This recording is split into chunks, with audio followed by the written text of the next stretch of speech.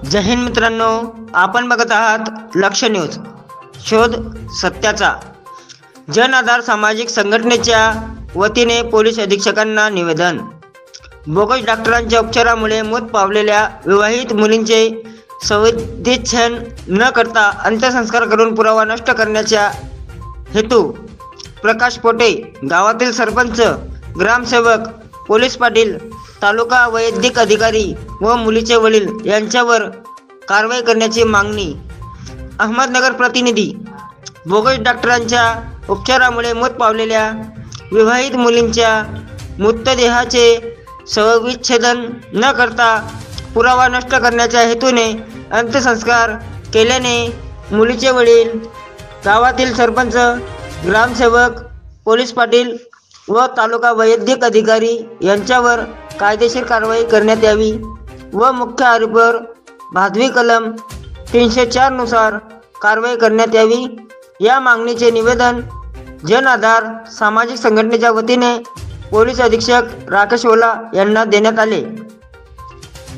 तसेच महाराष्ट्रातील नवीन घडामोडीकरिता आमच्या चॅनलला लाईक करा, शेअर करा, सबस्क्राईब करा। जय हिंद, जय महाराष्ट्र।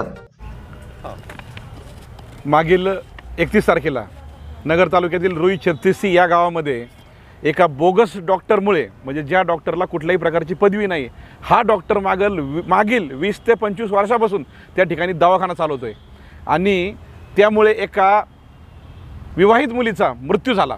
ही घटना वाऱ्यासारखी नगर जिल्ह्यामध्ये पसरली। त्यानंतर त्या बोगस डॉक्टर विरुद्ध जो ज्ञानदेव निवृत्ती पवार आहे त्याच्या विरुद्ध आरोग्य विभागाने गुन्हा दाखल केला, परंतु आरोग्य विभागच आता आणि किंवा संबंधित अधिकारी त्याला वाचवत आहेत का असा प्रश्न निर्माण झाला आहे। कारण की त्या मुलीचा, जी काही मुलगी एक्सपायर झाली, त्या मुलीचा अंत्यविधी हा पोस्टमॉर्टम न करता, शवविच्छेदन न करता जाळण्यात आला आहे। म्हणजे कुठंतरी संशयाची सुई फिरत आहे। या सर्व तपासामध्ये हे सर्व प्रकरण लपवण्याचा प्रयत्न चालू आहे। तर आज आम्ही संघटनेच्या वतीने सन्माननीय SP साहेब अहमदनगर यांना विनंती केली की कृपया आपण या विषयामध्ये लक्ष घाला। जे लोक हा मृतदेह जाळण्यासाठी जबाबदार आहेत, तर गावातील सरपंच असो, ग्रामसेवक असो किंवा आरोग्य अधिकारी असो, या सर्वांवरती पुरावा नष्ट करण्यासाठी 201 नुसार गुन्हा दाखल करण्यात यावा। तसेच त्या डॉक्टरवर किंवा जो DB बोस आहे त्यांच्यावरती किरकोळ कलमानुसार गुन्हे दाखल झालेत, तर त्यांच्यावरती त्यांच्या हलगर्जीपणामुळे आणि बोगस डॉक्टरकीमुळे त्या मुलीचा मृत्यू गेला आहे। त्यामुळे या सर्वांवरती 304 नुसार मनुष्यवधाचा गुन्हा दाखल करण्यात यावा, यासाठी आम्ही आज सन्माननीय SP साहेब अहमदनगर यांना पत्र दिले।